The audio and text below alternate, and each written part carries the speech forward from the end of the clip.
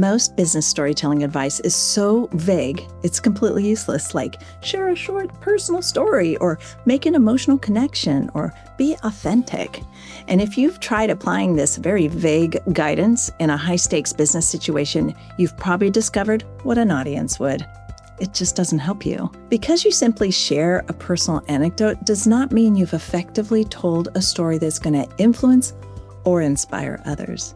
That personal story could be completely unrelated to the message that you're trying to communicate and the audience you're talking to, and it could actually detract from what you need the audience to understand. In this video, I'm going to show you 4 powerful business story techniques that we've used since 1988 at Duarte, which has helped secure 9-figure contracts, build lasting brands, and create great company cultures. So if you give me about 15 minutes, you'll be able to use these 4 techniques today and immediately become a better communicator. And let me tell you, you simply cannot miss number 3 and 4. So if you want to build a top-tier communicator at work, let's get into it. You know how the best TV shows never open up with a bunch of setup? Think about how Law & Order starts. It doesn't start with a detective sitting at their desk typing up case notes. It throws you straight into the middle of a crime scene. Or on that show Suits, you don't meet Mike while he's brushing his teeth. We meet him mid-interview trying to talk his way into a job that he is not qualified for. That story technique is called in medias res, which means starting in the middle of the action. So it works because it pulls the audience into a moment where something is at stake, and people are going to instinctively want to know what is going to happen next. So in business presentations, people usually start with too much context. But at Duarte, we teach people to lead with the moment of change, the point where something clicked or failed or shifted. And that moment is your audience's what is. It reflects their current reality and then draws them in with urgency. And here's what it would sound like very early in your presentation. You could say, we were 2 weeks away from missing our number. Morale was low, the pipeline wasn't moving, and then the team was out of ideas. Then buried in the customer data, we noticed that something that could change everything. Now, this isn't just a setup. It's a story, and it invites your audience into the tension, that moment that makes the audience want to hear the rest of the message because they want to hear how it resolves. So here's another version with a sales scenario. Callie was in the middle of a pitch when she realized the decision maker had changed. If she kept going on with her original deck, she could lose the deal. She had only seconds to adjust and only one tool that could help her do that. Now that's a real business moment. It sets up the stakes, creates curiosity, and after that you can unpack the tool that helped her recover, but only after the audience cares. And the key is to find that moment where things get real. Start there. Let the tension pull your audience in so they're ready for what comes next. What's the difference between these 2 statements? Our customer service is excellent. And the second statement is, last week, our presentation consultants stayed on a Zoom call with a customer for 4 hours until 2 a.m. to save their product launch. Well, one makes a claim, and the other creates a vivid picture that proves that claim. And this principle of show, don't tell is a fundamental story tenet that top-tier communicators use. So instead of directly stating facts or conclusions, you bring them to life through concrete details and specific examples that let your audience experience the information firsthand. So why is this so powerful? Because our brains are visual processing machines. We understand visual information faster and we remember it longer than text. So how do you actually do this? Instead of saying, our new process is more efficient, try saying something like, with our new process, what used to take us 3 days and 4 approvals now takes us 15 minutes and a single signatory. Last month alone, this saved our team 127 hours. That's amazing. So here's a hypothetical example. A chief information security officer needed to convince her executive team to increase the cybersecurity budget.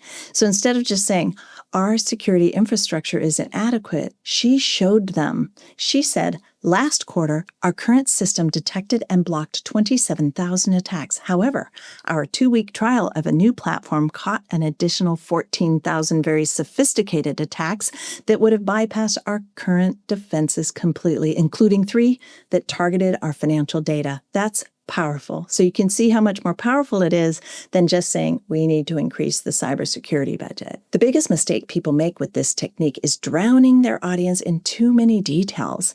The goal isn't to paint the entire picture, just the vivid details that trigger your audience's imagination to fill in the rest of the details. So focus on specific numbers, direct quotes, and concrete examples that your audience can easily visualize. And make sure those details actually matter to your specific audience and their priorities. Your audience has one question that's more important than all others, and that's what's in it for me. So no matter how compelling your story is, if it does not connect directly to your audience's specific problems, goals, and desires, it is going to fall flat. And this isn't about manipulating your message. It's about making it relevant to the people you are trying to influence. The most persuasive business stories are precisely targeted. So before crafting any story, you need to deeply understand what keeps your audience up at night, what they're being measured on. What does success look like in their world? How do you put this into practice? Start by asking yourself these critical questions. What specific challenge is my audience currently facing? What are they trying to achieve in the next 3 to 6 months? What would make them look good to their boss or peers? And what risks are they trying to avoid? So let me show you the difference that this makes. Let's say you're trying to convince your teams to start to use a new CRM that you recently implemented at your company. Here's how a lot of people would try to pitch this. They might say, our team, we worked really hard to implement the new CRM system. It was challenging, but we delivered it on time, and everyone should start to use it immediately. Do you see how that's more connected to me? It's almost like we're saying, oh, well, the team should use it just out of guilt because someone like me worked so hard to implement it. And that's not very compelling. There's definitely a better approach. What if you were to say, one of our sales team tried out this new CRM last month. Their director, Michael, was skeptical, just like you, and he said, my team is already hitting targets. Why do you want to mess with what's working?